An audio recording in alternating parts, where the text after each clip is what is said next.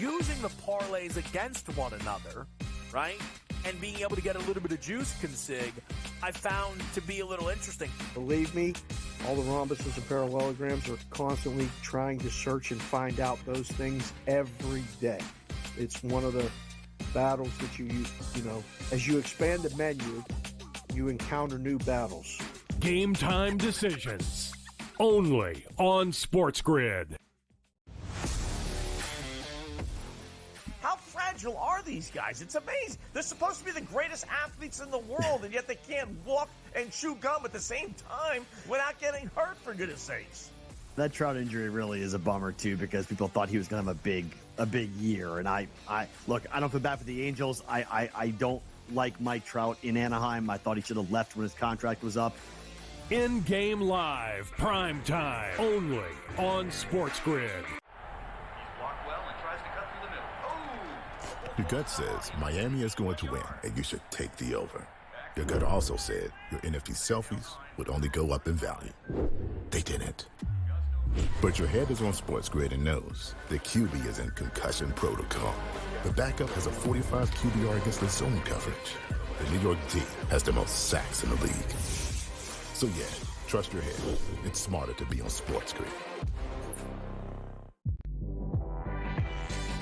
The Warriors learn some of that split action that they run offensively and bring it to your own team. Folks, the name is Kenny Atkinson.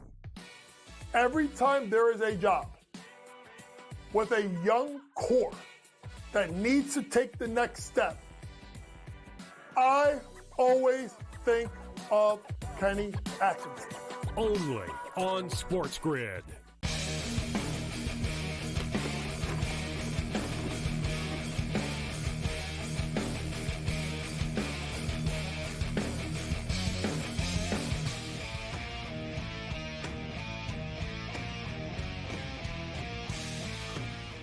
Level 3 has begun.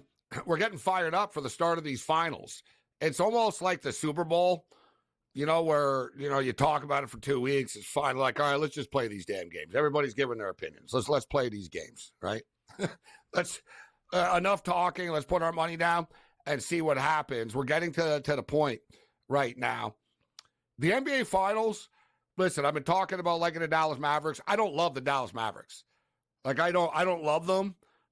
I did a video earlier tonight in which I said, listen, I'm going to take the Mavericks at plus 185, but I'm also taking the series to go over 5.5 games. And we're taking the series to go over 6.5 games as well. So the 5.5 is minus 170.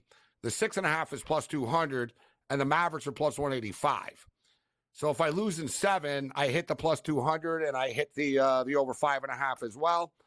Right, so I'm sort of approaching it from a couple of different angles at plus money. But I think that the Edmonton Oilers, I like the Oilers more. I like the Oilers more against the Panthers than I do the Mavericks against the Celtics. But I still like I like the Mavs. I'll take the Mavs. I'm taking the Mavs more out of the price, kind of. But the Oilers and the Panthers, I really legitimately believe. And I thought, and I was in a small group of people who thought that the Oilers would beat the Dallas Stars, and they did. And I'm not going to say they beat them easily, but they took the series over, guys, as the series went on. And that's something that I think people underestimate about how you're playing now. Like literally, like game by game by game. You want to be getting better and better, and then it sort of peaks in the Stanley Cup Finals. And I don't think it could be worked out any better than this for the Edmonton Oilers. They've gotten contributions. There's always so much talk about, the Oilers need their secondary guys to contribute. And the secondary guys were carrying them earlier in the playoffs. Connor McDavid didn't really do much against the Vancouver Canucks. Draisaitl didn't do much. Right? He had assists, and they weren't like non-existent, but a lot of other, like Bouchard carried them a lot. Skinner saved them a lot. But what's the thing is, the role players and the third and fourth line of Edmonton have been good, and Skinner has been great. But now McDavid and Draisaitl are getting better. And you can just see it with McDavid, right? He had been struggling. He wasn't scoring. He'd be sort of just holding that stick a little bit tight. Missed the scoring opportunity against Dallas. But what did he do after he missed the scoring opportunity? He scored like 10 minutes later. That was like the switch. And he's skating faster now even. You know what I'm saying? Like, I'm telling you, you're going to see Connor McDavid was already like here and everyone was here. But now he's going to dial it up a notch now. And I think the Panthers are going to have a hard time not taking penalties against the Oilers. The Panthers are like a rough and tumble team, right? They like to push you around. They like to hit you. They really do throw a lot of hits. They're going to come at you. But the Oilers can deal with it. The Oilers are like physically actually bigger than they are. The Oilers are a big team. And the Oilers can handle the physicality. And the problem is, you play so physical against them, you're going to end up taking penalties. And they score 37.3% of the time on the power play. It's a lethal, it's a lethal way to live against them. I really do believe the Oilers are going to win the Stanley Cup. And then we're going to never hear the end of it. Let's roll. This is SportsRage. I am Gabriel Morency. Level 3 has begun. The Pips, the players, the hustlers, the people to bust them, and everybody else in between. Chef Delver AM radio affiliate stepping up and in right now for the final hour of the program. Rick Saratella will join us. We're going to talk football with Rick in a couple of minutes, but countdown to tip-off is on. The NBA Finals are set, and similar to the Super Bowl, there's too much time off, and everybody has had time to give their takes and their opinions. But with that being stated, the WNBA took center stage over the weekend. And similar to the women's tournament that overshadowed the men's college basketball tournament this past year, the NBA Finals really hasn't been, at the forefront. You know what I'm saying? Like yesterday, the media was like busy turning on themselves and getting into trouble. And it was, hot take day and all that type of stuff. Today, it's sort of started a little bit more, but hey, we do have a basketball series ready to play on Thursday night. Hell of a series. Kristaps Porzingis will play. You hear people say, Porzingis is going to play. He's back. But you have to wonder if it's going to throw off the Boston Celtics. Porzingis hasn't played since late April. And you often see, man, in basketball, one guy that comes back can throw the chemistry off. So it'll be interesting to see if they can just sort of integrate Porzingis back into this. I've been saying that if the Dallas Mavericks are going to win, and it sounds cliche, but Luka Doncic is going to have to take it to this sort of Jordan-esque MVP, all-world type of, series. And the topic came up. Will Luka score 50 or more points in this series in a game? And we were like, all right, let's find a number for this. Plus 350. It's not, it's not like some crazy number right there now, is it? I believe that the best two players on the court, as good as Jaylen Brown is, as good as Jason Tatum is, I believe the best two players on the court are Luka Doncic and Kyrie Irving. But I can't sit here with a straight face and argue. It would be a weak case in a criminal court if I was going to tell you that, well, they also have Kristaps Porzingis. They also have White. They also have Drew Holiday. They also have a bunch of other dudes. There's no doubt that the Boston Celtics are the deeper basketball team. But basketball is one of the rare sports, man, in which one guy can take over. We see it in hockey. The goalie can take over, right? It's hard for one guy to take over a football game. You know what I'm saying? It's hard for one guy to take over a baseball game. But one or two guys can take over a basketball game, and that's what gives the Dallas Mavericks more than a puncher's chance in this series. My best bet for the series is the series going to go over 5.5 games. It's minus 170, but this is the only juice we're going to lay in this series. So we're going to take the series to go over 5.5 games at minus 170. We're going to take the series to go over 6.5 games. So in other words, the series goes 7 at plus 200. I'm taking the Dallas Mavericks to win the series at plus 185.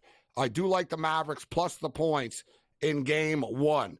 I know the Celtics have had a history of taking the pedal off the metals in game 2, but they've been off for so long right now. And we're talking about a Boston Celtic team that lives and dies with a three-point shot. I don't like three-point shooting teams, man, that haven't played in a week and a half. So the first quarter should be a real feeling out process. And from a betting perspective, game 1, we'll throw this out here right now. You guys know I always love to bet on overs. But with that being stated, I wouldn't be surprised if it is a slower start of this basketball game. And in fact, a first quarter under is probably the way to go here. And the first quarter total for this basketball game, game 1, 55.5. We've seen the Dallas Mavericks at games against the Minnesota Timberwolves too at times where it was like 20-20 near the end of the first quarter. The Mavericks and the Mavericks aren't going to want to run and gun with the Boston Celtics, right? Like the Mavericks play at a slower pace.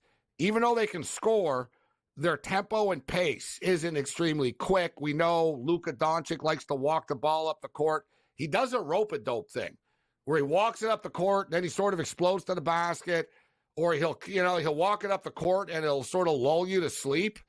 And you think, what the hell is this guy doing? And then boom, he just smoothly drains that three from a million feet. So, I think that it will be a slower start as far as the total is concerned. Let's go under 55.5 in the first quarter.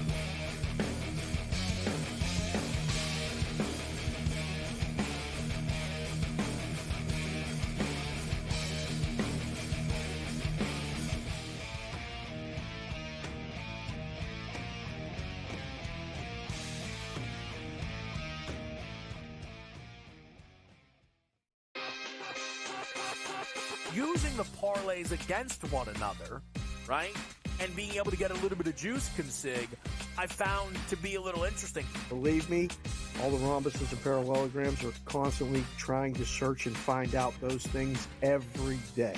It's one of the battles that you use, as you expand the menu, you encounter new battles. Game time decisions. Only on SportsGrid.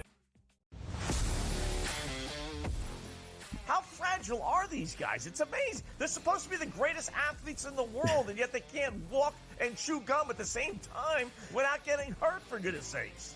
That Trout injury really is a bummer too, because people thought he was going to have a big year. And I look, I don't feel bad for the Angels. I don't like Mike Trout in Anaheim. I thought he should have left when his contract was up. In-game live, prime time, only on SportsGrid. Your gut says Miami is going to win, and you should take the over. Your gut also said your NFT selfies would only go up in value. They didn't. But your head is on SportsGrid and knows the QB is in concussion protocol. The backup has a 45 QBR against the zone coverage. The New York D has the most sacks in the league. So yeah, trust your head. It's smarter to be on SportsGrid. The Warriors learn some of that split action that they run offensively and bring it to your own team. Folks, the name is Kenny Atkinson. Every time there is a job with a young core that needs to take the next step, I always think of Kenny Atkinson. Only on SportsGrid.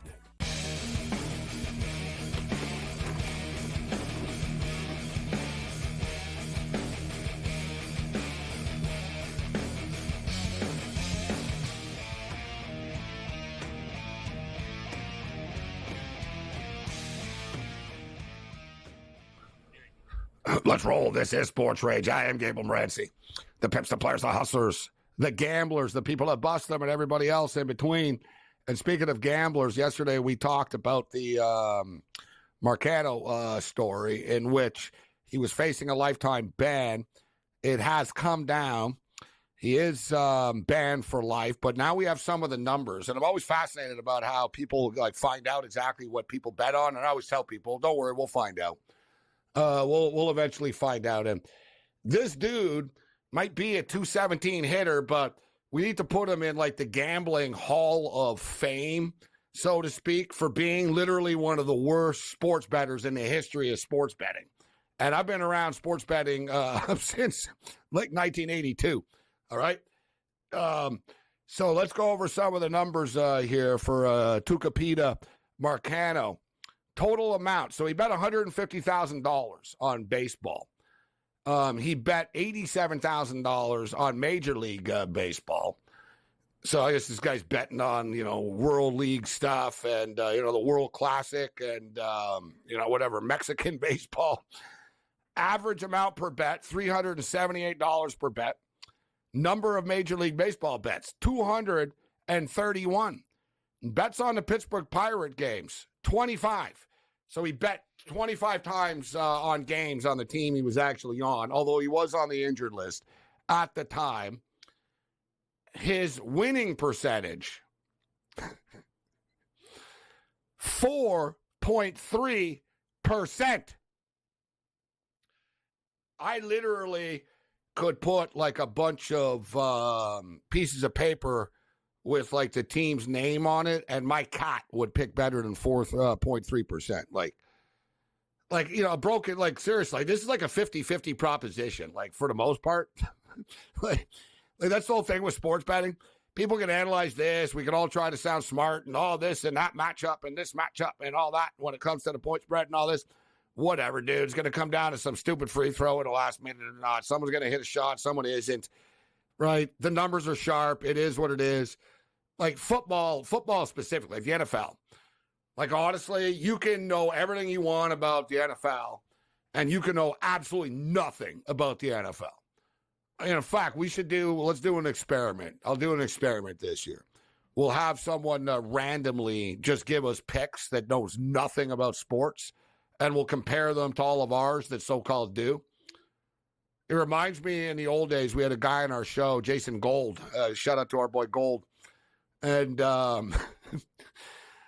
so Gold was betting on hockey every day. And, he's working behind the scenes on our show. And, he's betting on hockey. He's a big hockey fan. He's betting on hockey every day. And his picks were terrible. Right? He was losing like all the time. And, and every day he'd play. And I was like, man. So his picks were so bad, I brought him on the show, like to fade. And it was a great segment. So for like a month or so, he was terrible. Like he was wrong like 70% of the time. And the thing is, he knows hockey. So it wasn't like he was clueless, but he was just a bad, better, right? He couldn't win and he had bad picks and he was taking favorites a lot and whatever, right? He was going, it was like he just started betting or something like that. So his picks were really bad, and we brought him on the show, and it was for fade material, and it was really funny. So it's like, all right, we're bringing this guy on, and we're going to go the opposite of everything that he gives us, and we're all going to win money tonight. And it was a very popular segment. The problem was he got good, right? He got better, and he started winning, but not like a ton, but suddenly he was 50-50. And I had to pull the segment. And I said, sorry. I said, you're off of TV now because 50-50 is not entertaining. Right? I'm like, 50-50. I said, we're not getting anything out of 50-50, bro. Right? Like, you're right 50 per whatever. You're 50-50. It's a toss-up. Right? So I said, when you're really bad, if you're really good, then we can bring you on. But you're only 50-50. So there's no in between here. So, Marcano is so bad that, hell, we should bring him on as, a betting expert. Seriously, you know what I mean? If he wants a career, you're banned from baseball now. Well, I'm going to try to contact this dude and say, listen, you want to come on as our baseball guest and you can give us baseball picks, but we won't really see, we're really, bringing him on because we know he loses 96% of the time. There are very few athletes that are good bettors. I'm not saying that there's none, but they're not very good. I've never really seen too many football players that are good. Look at Monday Night Football. Look at all the TV shows, and they're littered with former NFL players, right? Dude, they all do it like our boy Gold did. They all think that the favorite is going to win, the home team's going to win, and There's never any outside thinking outside the box. And the thing is, too, with current players, they're not good bettors. I remember I was buddies with a football player once, and I asked him, and I said, I was placing some bets, and I asked him, I said, who do you think is going to win? What do you think of these games? And he told me, he goes, bro, he goes, I don't even he goes, I don't watch the league. He goes, I play in the league, I don't watch it. He goes, I never watch football. I don't really like football. I just block. They tell me to block, and I block people. Right? And he goes, I have no idea. And he goes, I don't know. Remember Kyle Turley used to tell us that all the time. He goes, I don't know how you guys bet on this stuff. He goes, I played in the league, and I didn't know if we were going to win or lose when I was standing on the sideline. Right? So my point is, it kind of is a 50-50 thing. You bet on it. You don't have to know anything. You bet on the NFL, whatever. You're getting 8 points, 8.5 points, and, whether you know the roster or not, you have a chance to win the bet. Right? Baseball is harder. Baseball is not an easy sport to bet on. It really isn't. And, some people want to pretend it is, unless you're that Vegas Dave guy that I understand he's 150-0 this year. But baseball is a hard sport to bet on. You have to follow it daily. There's a lot of intricacies involved in it.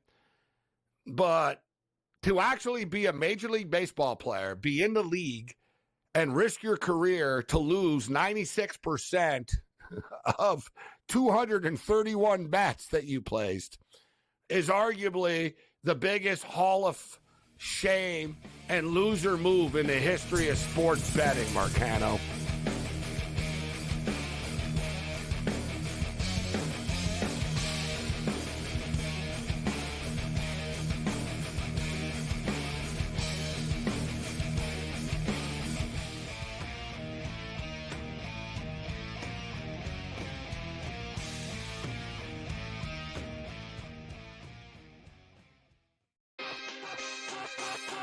Using the parlays against one another, right? And being able to get a little bit of juice consig, I found to be a little interesting. Believe me, all the rhombuses and parallelograms are constantly trying to search and find out those things every day. It's one of the battles that you as you expand the menu, you encounter new battles. Game time decisions. Only on SportsGrid. How fragile are these guys? It's amazing. They're supposed to be the greatest athletes in the world, and yet they can't walk and chew gum at the same time without getting hurt, for goodness sakes. That Trout injury really is a bummer, too, because people thought he was going to have a big year. And I don't feel bad for the Angels. I don't like Mike Trout in Anaheim. I thought he should have left when his contract was up. In-game live, prime time, only on SportsGrid. Your gut says Miami is going to win, and you should take the over. Your gut also said your NFT selfies would only go up in value. They didn't. But your head is on SportsGrid and knows the QB is in concussion protocol. The backup has a 45 QBR against the zone coverage. The New York D has the most sacks in the league. So yeah, trust your head. It's smarter to be on SportsGrid. The Warriors learn some of that split action that they run offensively and bring it to your own team. Folks, the name is Kenny Atkinson. Every time there is a job with a young core that needs to take the next step, I always think of Kenny Atkinson. Only on SportsGrid.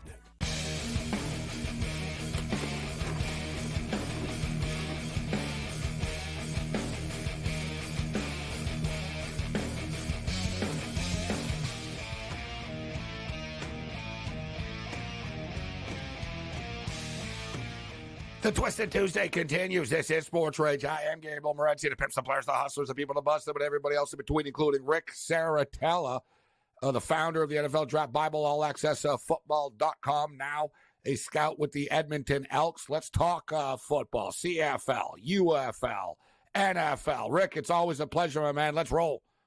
Oh, baby. I'm all fired up. I'm back here on the Jersey Shore. I got more sun in me in the last 2 days than I did in 3 weeks in Edmonton, and always great to be back with the People's Champion, man. How are you? It's great to break it down with you. So countdown to kickoff is on. There's a lot of excitement this week. The NBA Finals tip off on Thursday night. Stanley Cup Finals, and you just spent a couple of weeks in Edmonton, and you see what hockey means to these people there. The Oilers are in the Stanley Cup Finals. That opens up on Saturday night. But I'm every bit as fired up, if not more so, for football to kick off in the CFL on Thursday night. It's week 1. It's here. The preseason is done. But with that being stated, Rick, and we'll get to your Edmonton Elks in a moment, man, only 2 preseason games. A lot of teams only played their star players for like a half of one of the games. What kind of football are you expecting in week 1 of the CFL this week? Because I'm kind of thinking could be a little bit, the first couple of weeks might not be the prettiest football. Yeah, I mean, just like the NFL, any spring league, you got to kick off the rust early on. I think the defenses are usually ahead of the offense. You mentioned Edmonton. I hated to leave. The city's on fire, by the way. City of Champions. I just really appreciate the passionate fan base. They're so knowledgeable, the fans out there. And, man, when there's an Oilers home game, buckle up. I've had a chance to experience White Avenue on the late night with the Oilers fire and the passion. And this has to sort of inspire and sort of motivate the Elks a little bit too, right? Seeing we want to be part of this, right? Because you see, without a doubt, people will fill that stadium up, right? The football team gets back on track. They're already motivated, Rick, right? Everyone's motivated. But when you have a team in your city winning like this, you want to be part of the party. Right. And so, our work schedule is 6 a.m. to 11 p.m., 7 days a week. That's the Chris Jones itinerary. But when the Oilers played, he would let the players get out early to watch the game. The coaches, maybe we got a chance to watch maybe the third period. But I'll tell you what, you walk around the city, the fans will let you know. 1987 is the last time the Eskimos and the Oilers won the same year, the only time in history. And we got a shot to do that. And I'm telling you right now, man, Edmonton is really ready. They're really embracing their sports town. And I do think the second bowl will be opened up by the second half of the season. Winning cures all, and we're excited, man. And for the record, so Saturday night, the Edmonton Oilers play. They moved the game up on Saturday, the football game up by a couple hours, actually. So it's going to be a big-time party. What can we expect, the Edmonton Elks, the new look Elks, who have really retooled? You've been part of it. You're a scout with this team right now. They brought in some veterans, specifically Bethel Thompson returns to the CFL as the starting quarterback. Yeah, and it all starts up top, right? It starts with Chris Jones, and then it trickles down to G. Simon and guys like McLeod Bethel Thompson, who is an extension of the coaching staff on the field. I mean, you see the guy, his leadership, the way the players gravitate towards him. I really believe that we have a chance to do something special. And this Edmonton team, Chris Jones is known to be a defensive guy, but I'll tell you what, we added some pieces to the offense. We placed a big emphasis on special teams, signing Boris Beatty. We got Javon Leake. I think you'll see him a little bit more featured in the offense. And so, yeah, I'm expecting a lot of points on the board and a lot of a few points to be allowed. And people are going to be able to watch a lot of CFL games this year. The CBS Sports Network basically airing 34 regular season games, generally 2 games a week, sometimes 3 games a week for the most part. That is until September comes and they're jammed with college football as well. But ton of excitement across the board. Season kicks off on Thursday night and going head-to-head with the NBA Finals on Thursday night. So I'll ask you, Rick, who wins the NBA Finals? You're a football guy, but Boston Celtics or the Dallas Mavericks? Yeah, so I'm so inside the bubble, I have no idea. But, I like that guy, Brad Stevens, there in Boston. I know he didn't get the job done as a head coach there, but I think he's still in the front office. And I think he's due for a ring. He's put in some time from the college ranks to the pro ranks. So I'm going to go Boston here.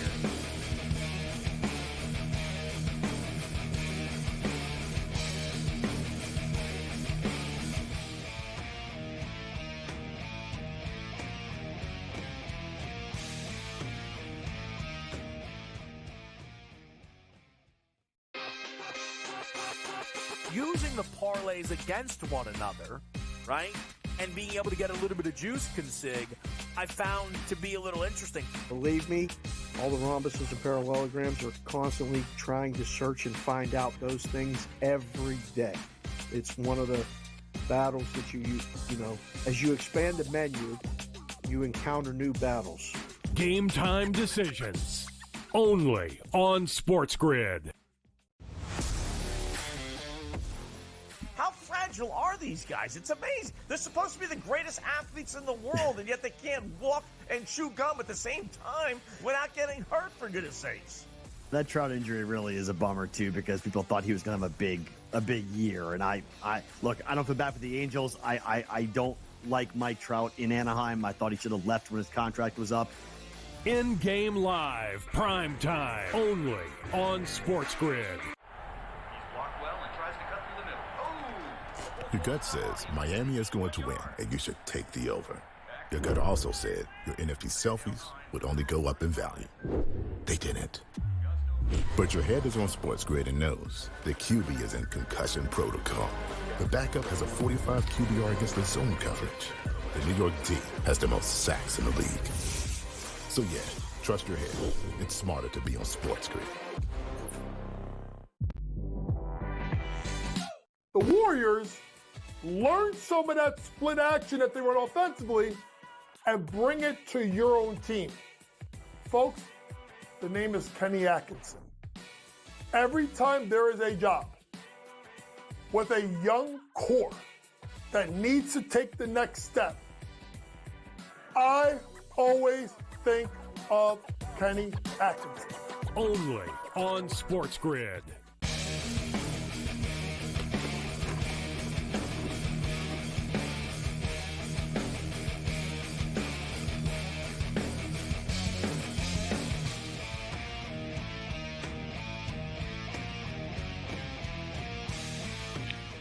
What? The Twisted Tuesday continues. This is SportsRage. I am Gabriel Morency, SportsGrid Radio and Television Network. Shout out to all of our AM affiliates, SiriusXM Channel 159 as well. Rick Saratella kicking it with us right now. So, Rick, let's get into the National Football League. It's the calm before the storm right now. But summertime is money time as well, as this is when players want to get their contracts extended before they show up for camp. Justin Jefferson gets his $140 million, 4 years, $110 million of which is guaranteed. But now you've got CeeDee Lamb who wants to get paid. You've got Brandon Ayuk who wants to get paid. And it's the one thing I've always found ridiculous about the National Football League is that once one guy gets paid at a position, everybody else wants more, even if they're not as good. Right? We see this with the quarterback position. Well, the market is the market, and you paid that guy $45 million, so you need to pay me this. Yeah, but you're not as good as him. And I don't think CeeDee Lamb is as good as Jefferson. I don't think Ayuk is as good as Jefferson, personally. What's your take? I mean, that's why we talk NFL draft here, 365, 24/7 on the SportsRage, because you build teams through the draft. If you want to build them through free agency, you got to overpay. Right. And that's been a lifelong philosophy that if you want to fill needs through free agency, you got to overpay. You got to do what the market dictates. But I mean, you see Justin Jefferson as a wide receiver get $35 million a year. Whoa. I mean, non-quarterback, $35 million a year. That's unbelievable. We're treading towards new waters. And, CeeDee Lamb, I don't think he's going to get paid because Jerry Jones is like, yo, we're all in, but go show me. Show me, right? Dak Prescott, show me something. CeeDee Lamb, show me something, because you can put up stats all you want, but the NFL is a bottom line business. And until you win, right, then you get paid. Justin Jefferson, to me, is in a whole nother category. Like, this guy is lights out, head and shoulders above every NFL wide receiver in the rest of the league right now. That's just my personal opinion. It's Justin Jefferson and everybody else. So, like, if CeeDee Lamb really wants to get paid, hey, show me something, right? I saw Tua Tagovailoa. He's not participating in 11-on-11 drills because he wants a new deal. I saw his press conference. Weird interaction, man. And it's an interesting time right now in the NFL. And he's a classic example of it. I like Tua, but Tua is implying I want to be paid like everybody else. So what, you're going to make Tua the highest paid quarterback in the NFL? Right? This is what we're doing now? Season. And we saw this with Carson Wentz. You remember Carson, like the same thing is this. And what happened with that? It was a big mistake. Right? Well, it was a bit, they realized after, wow, we just gave this guy $35 million a year. He's not very good. And we were back into a corner. Daniel Jones is another one. Buyer's remorse, right? You stay healthy one season, we give you all this money, and then you're back on the injury report every week. And Tua is that guy. Like, you've had one good season where you're healthy and we've got all these weapons around you, but let's be honest, like, I could probably throw for 3,500 yards in that offense. Jalen Waddle, hello. Tyreek Hill, hello. I mean, we don't have to be that talented to dink and dunk to these guys and let them do their thing. And I love Tua as a quarterback. I just don't think he's a $50 million per year signal caller. No, but this is the byproduct of the league. And it's funny when you said, and it sort of rang a bell with me, and you would know being in the area, and I remember at point blank, Odell Beckham, the Giants thought it was insane that Beckham wanted $18 million. And I remember Odell Beckham said, I'm redoing this wide receiver thing. I remember he was the one. He said, I don't see how it makes sense that the quarterback makes twice as much as the guy that he's throwing the ball to. And he goes, I'm taking a stand for all wide receivers. And here we are years later, bro, $35 million a year. Unbelievable, right? And if you think about it, like, you remember, those were his words. He goes, I'm taking a stand. Because people are like, we don't pay wide receivers $20 million. He's like, you do now.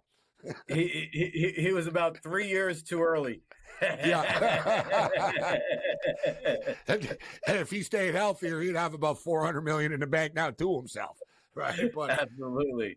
No doubt about it. It's funny. And it didn't work for Le'Veon Bell. See, Le'Veon Bell tried to set the market, right? And that whole thing, they're like, yeah, whatever, dude. You can retire if you want, right?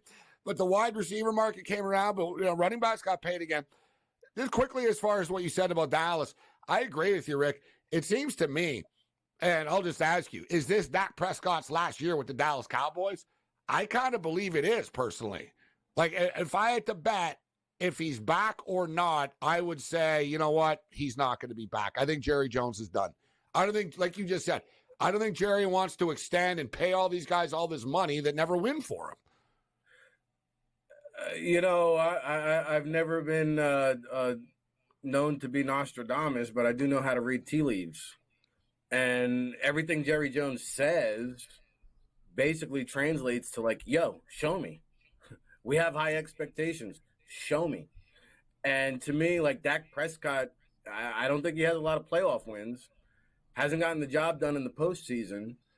And I don't see him really taking the next step. Like, he's kind of plateaued as a quarterback in the NFL. Like, he took the next step into the top half signal callers. He's in the good, NFL. but not great. Let's call it out for what it is. He's a good quarterback, not a great 10? quarterback. Can I name 10 quarterbacks that are better? Probably. Do you want to give a guy like Tua, Dak Prescott, you want to give those guys $50 million a year? I'll pass. And it seems as well when, the Dallas Cowboy players come out and you've heard Parsons say, we need to sign some people. We're not aggressive. And you've heard, dude, the Cowboys were the only team during free agency, and I think free agency is overrated too, and I agree with you, Rick, but they were the only team in free agency, didn't sign anybody and didn't re-sign anybody. Like, you want to talk about inactivity, and then he talked about we're all in at the draft, whatever that meant. Right? And I'm with you. Anyone who's been around long enough knows. And Jerry's basically, I think he thinks, no, I paid you, Dak, to win. I've already paid you guys to win, and you haven't. And now you're coming back for more right now. Jerry gets criticized a lot, but let's be real. I think it probably is time for a retooling. Because he said he's not getting any better, Dak. He's not getting any better. It's time, I would move on. And CeeDee Lamb's really, really good. I'm not saying he isn't, but they're in a weird situation. They have to pay a bunch of players, but they don't win. It's been like 30 years, Gabe, since they won a Super Bowl. Think about that, right? Dallas Cowboys, New York Yankees, Yeah, Like, the early they're 90s, the Bills era. Well, exactly. I 30 know as a years. Bills fan, you're exactly right. 30 years. So 1993-ish, right? 92, 93-ish. 92, yeah, 1992. And I'll tell you what, Micah Parsons, you mentioned that name. He's kind of wearing out his welcome. I'll tell you that right now. I mean, Micah Parsons, as good as he is, he's kind of been a weight in the locker room, and so that personality may be wearing thin. He does talk a lot for a guy that's been in the league for 2 years, right? Well, yeah, he's got the whole podcast. He's got sound bites every week, kind of like Jerry, right? But Jerry's the owner. Yeah, it's true. He's like, you're right. Parsons is almost like a Charles Barkley or something, though. Like he's still in the league, but he's a tell it like it is guy. But you're right. Like, it's great entertainment. I love it. It's like, wow. Yeah. How many current NFL players have a show where they just, no, we need to do this. We don't do that. And I'm thinking, what you said, yeah, it's all good, but the Cowboys have to be thinking, dude, like, what are you doing? Like, what are you doing? Like, yeah. And, the personnel people, they get paid good money there to do what they do. And then you got Micah Parsons on his podcast questioning your move. So, it's so one thing, though, we've got to give credit to the Cowboys. And, we're coming up against a break, though. They do draft well. They're pretty good at identifying talent. Like, drafting really isn't a problem for them. What happens when they get to Dallas is the problem.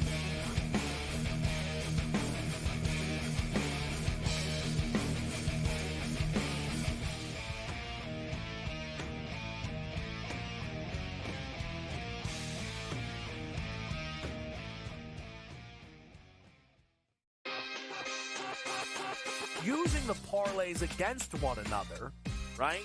And being able to get a little bit of juice consig, I found to be a little interesting. Believe me, all the rhombuses and parallelograms are constantly trying to search and find out those things every day. It's one of the battles that you as you expand the menu, you encounter new battles. Game time decisions. Only on SportsGrid. How fragile are these guys? It's amazing. They're supposed to be the greatest athletes in the world, and yet they can't walk and chew gum at the same time without getting hurt, for goodness sakes. That Trout injury really is a bummer, too, because people thought he was going to have a big year. And I don't feel bad for the Angels. I don't like Mike Trout in Anaheim. I thought he should have left when his contract was up. In-game live, prime time, only on SportsGrid. Your gut says Miami is going to win, and you should take the over. Your gut also said your NFT selfies would only go up in value. They didn't. But your head is on SportsGrid and knows the QB is in concussion protocol. The backup has a 45 QBR against the zone coverage. The New York D has the most sacks in the league. So yeah, trust your head. It's smarter to be on SportsGrid. The Warriors learn some of that split action that they run offensively and bring it to your own team. Folks, the name is Kenny Atkinson. Every time there is a job with a young core that needs to take the next step, I always think of Kenny Atkinson. Only on SportsGrid.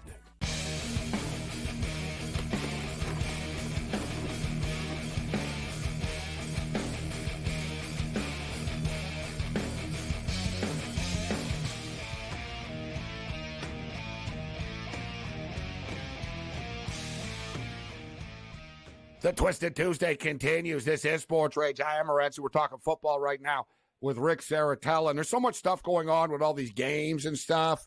But C.J. Stroud was on a podcast, and his comments are starting to go viral right now because he was talking about Aaron Rodgers. And he was on the $1 Million Worth of Game podcast.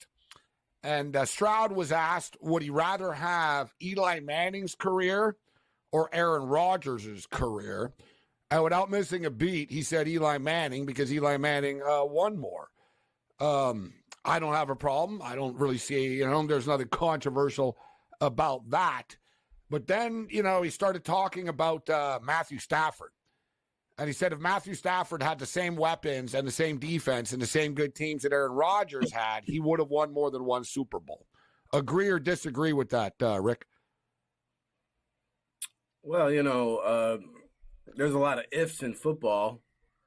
Hand grenades, horseshoes, come close but no cigar. The bottom line is winning is everything in the NFL. I think it makes or breaks Hall of Fame careers. I think it'll be an interesting debate when Eli Manning comes up for the Hall of Fame because he was a 500 quarterback, but he was 2-0 when it counted in big games against Tom Brady. So give me that career all day. I would say. And he's a Manning. He's going to get in. Well, we'll say it's a big debate here. But I will say, as a betting man, which I am, I say Eli Manning will get into the Hall of Fame.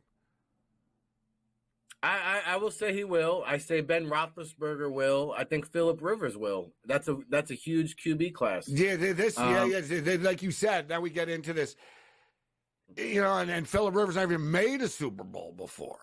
But then we get into, but he had bigger numbers than Dan Fouts, who's in the Super Bowl, who was, not in the Super Bowl and in the Hall of Fame, right? Like it's this slippery stat thing. Okay, so, I will say this. I will say this. Like, to me, Aaron Rodgers and Brett Favre, two of the most disappointing National Football League careers that I can recall. Like, they've been in the league for 20 years and only won one combined 40 years, right? 2 Super Bowls, you could argue. One championship each. Well, that's what I'm saying. Right. And Aaron Rodgers, I'm not trying to come at Aaron Rodgers, but he's won as many Super Bowls as Brad Johnson has. He's won as many Super Bowls as Mark Rippon has. He's won as many Super Bowls as Trent Dilfer has. How many times did the Packers win that division? How many times did they win the division? A lot. How many times did they have home field advantage and they didn't get the job done, right? They lost to Eli at home. They lost to Kaepernick. I could go on and on. Yeah. All right. So this is where it got interesting. He said he might be up there with Tom Brady as far as Matthew Stafford. So CJ Stroud goes, he might be up there with Brady, bro. He goes, dog, I'm a student of the game. Stafford is a dog, bro. You don't understand. That's all I watch. I don't watch nobody else. I watch Mahomes at times because Mahomes does some stuff that, like, you can't coach. But Stafford, though, he'll beat you with the same thing every time. If you give Matthew Stafford a chance like Aaron Rodgers had, I guarantee you, he might have had more rings for sure. I'd say he'd have like 3 or 4, which is pretty strong words. Then he goes on. This is where he goes on. C.J. Stroud, turns out he's close with Tom Brady, which I did not know. Tom Brady, like, he speaks to Tom Brady a lot. And he goes, I talk to Tom Brady a lot. He's sort of mentoring me. And, the thing is, I've talked to Tom Brady and because he's become a good mentor to me, and he's told me that his teammates and how to treat teammates. And I think that's where it falls off. We don't know how Aaron Rodgers treats his teammates. I can guarantee you Tom Brady treats his teammates right. There's a shot. And one thing we'll say about Aaron Rodgers, forget about that, great thrower and all this. He doesn't have a long list of former teammates to speak kindly of him. Let's just call it out for what it is. And for C.J. Stroud to say this, Tom Brady is like, don't be like Aaron Rodgers and don't be a selfish guy. That's what I read from this. Well, I remember vividly Jordan Rodgers coming out and criticizing his own brother, Aaron Rodgers, and saying, like, yo, as soon as this guy got to the NFL, like, we didn't see him on Thanksgiving anymore. We didn't see, like, Aaron was no longer coming to the family holidays. Like, this is his own brother saying this stuff, saying what a bad guy Aaron Rodgers is. And so it's not the first time I've heard this. Aaron, being in Jersey or New York has made it all about him. For a guy that's played 4 snaps, I've never seen someone have so much attention or think they have so much authority. And, Robert Saleh, he's a little bit too much of a player's coach, right? Like, I would reel in Aaron Rodgers and be like, yo, shut the hell up, dude. You've played 4 snaps in this city in 2 years. Like, who are you? You're nobody here. And, like, Aaron Rodgers thinks he's somebody, but the New York media plays into that. But let's be honest, if we put it in perspective, you've played 40% of the Super Bowls in league history and won one of them. Now, and, you know, there was the comments about the Jets being on TV. Well, people want to watch me play. Not people are excited to watch our team play. Very Angel Reese. She said the same thing. People are tuning in to watch me play, not just because of Caitlin Clark. Me. Not my team, not the rest of the league, because of me. But how is Aaron Rodgers?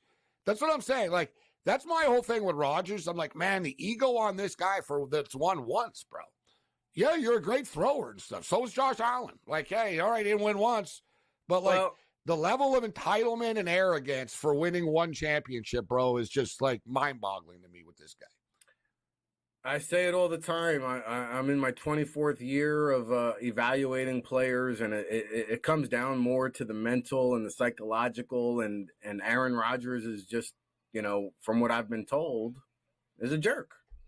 And it doesn't receive well inside the locker room. And so, you know, the more this guy had success or tasted a Super Bowl, the more Hollywood he got. His own family says it. So, I mean, it's all out there. It's not like I'm breaking news here, but, you know, not a good dude, very good football player. Could have been great, but just fell a little bit short. Borderline Hall of Famer in my book. Well, he's a slam dunk in your book. He's a slam dunk. Rick doesn't want to let anyone in the Hall of Fame. It was borderline. He's more Aaron Rodgers. Aaron Rodgers getting into the Hall of Fame. Borderline Hall of Fame. We're just opening up the floodgates. Yeah, Eli, I can debate. Eli, we can debate a little bit. But look, all you need to know too about Rodgers is look in Green Bay. You know, the guy throws the 10 wide receiver.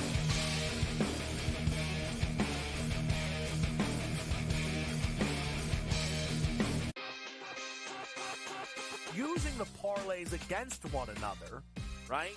And being able to get a little bit of juice consig, I found to be a little interesting. Believe me, all the rhombuses and parallelograms are constantly trying to search and find out those things every day. It's one of the battles that you know, as you expand the menu, you encounter new battles. Game time decisions. Only on SportsGrid. How fragile are these guys? It's amazing. They're supposed to be the greatest athletes in the world, and yet they can't walk and chew gum at the same time without getting hurt, for goodness sakes. That Trout injury really is a bummer too, because people thought he was going to have a big year. And I look, I don't feel bad for the Angels. I don't like Mike Trout in Anaheim. I thought he should have left when his contract was up. In-game live, prime time, only on SportsGrid. Your gut says Miami is going to win, and you should take the over. Your gut also said your NFT selfies would only go up in value. They didn't. But your head is on SportsGrid and knows the QB is in concussion protocol. The backup has a 45 QBR against the zone coverage. The New York D has the most sacks in the league. So yeah, trust your head. It's smarter to be on SportsGrid. The Warriors learn some of that split action that they run offensively and bring it to your own team. Folks, the name is Kenny Atkinson. Every time there is a job with a young core that needs to take the next step, I always think of Kenny Atkinson. Only on SportsGrid.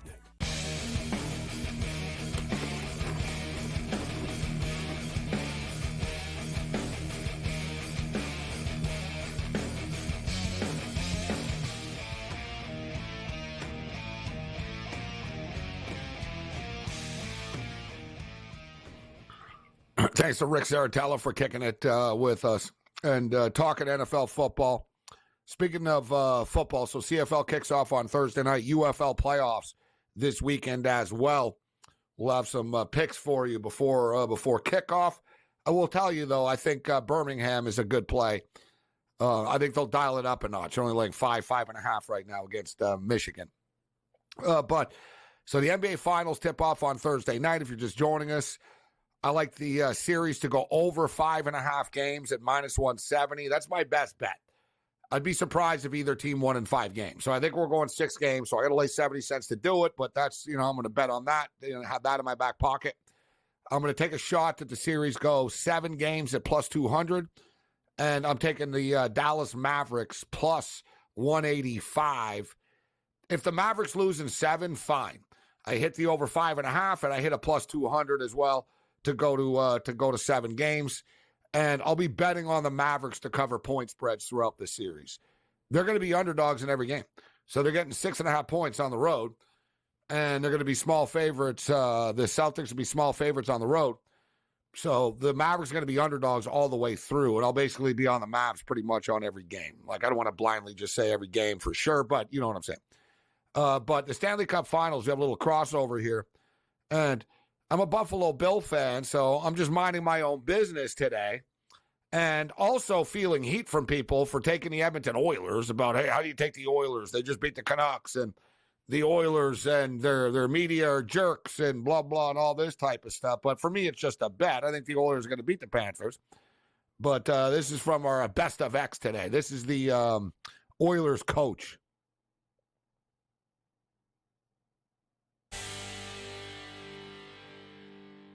And you're playing a team that has a ton of Stanley Cup final experience. They were just there last year. Is that an edge that you guys have to overcome, and how do you do that quickly? Experience is good. I don't know how much experience is, beneficial. You can ask the Buffalo Bills how important Super Bowl experience is. But I think the biggest thing is just having confidence to play, and when our guys are playing their best. This is why the Buffalo Bills. This is why you need to win a damn Super Bowl, right? You win a damn Super Bowl. That joke doesn't happen, because he's going to use another team as an example. Even if you win it another time, what I find just randomly strange about this is the Bills. The Bills lost those Super Bowls like 30 years ago. You know what I mean? Like, it was just such a random, drive-by attack on the Buffalo Bills here. So I'm assuming Buffalo Bill fans are now not pulling. Like, the Oilers are doing their best, right, to, turn everyone off. But all kidding aside, it is what it is. Evidently Chris Knobloch, the coach, is a sports fan, and he knows his sports history. It is what it is. The Bills fan knows, really? Like, of all examples you gotta use. And I don't really understand, to be honest, the question either. It was kind of not a dumb question, but the Florida Panthers have a ton of Stanley Cup experience. They were there once. All right, they made it there once. Corey Perry has a ton of Stanley Cup experience. The guy's been in the last 5 of them on the Edmonton Oilers. So this they have a ton of experience. And I don't know. They were there once. And, we all know because you're there once doesn't mean you're going to win again after. For the record, I do think the Edmonton Oilers are going to beat the Panthers. I've really talked myself into this one. But I do believe that the Oilers are peaking at the right time. They're playing their best hockey at the right time. I think it's an advantage for them that they're opening up on the road. And in the Stanley Cup playoffs, we've seen this year, 56% of the time, the road team has won. Home ice has been a disadvantage, not an advantage for teams. So I think, in a series, it's probably going to be a longer one. I would rather have to play more games on the road, even though it is the longest travel in between cities in the history of the Stanley Cup Finals before. Shout out to all of our guests who joined us this evening. Tomorrow night, we're going to be jam-packed. Wednesdays are always good. I look forward to Paul Bovey's NBA Finals take. Paul's a great NBA handicapper. Brady Cannon, one of the best in the business when it comes to golf. Ian Cameron will step up and in with some CFL futures tomorrow night. So we've got a great lineup tomorrow night with a ton of picks and predictions. Other than that, you're on your own. Later.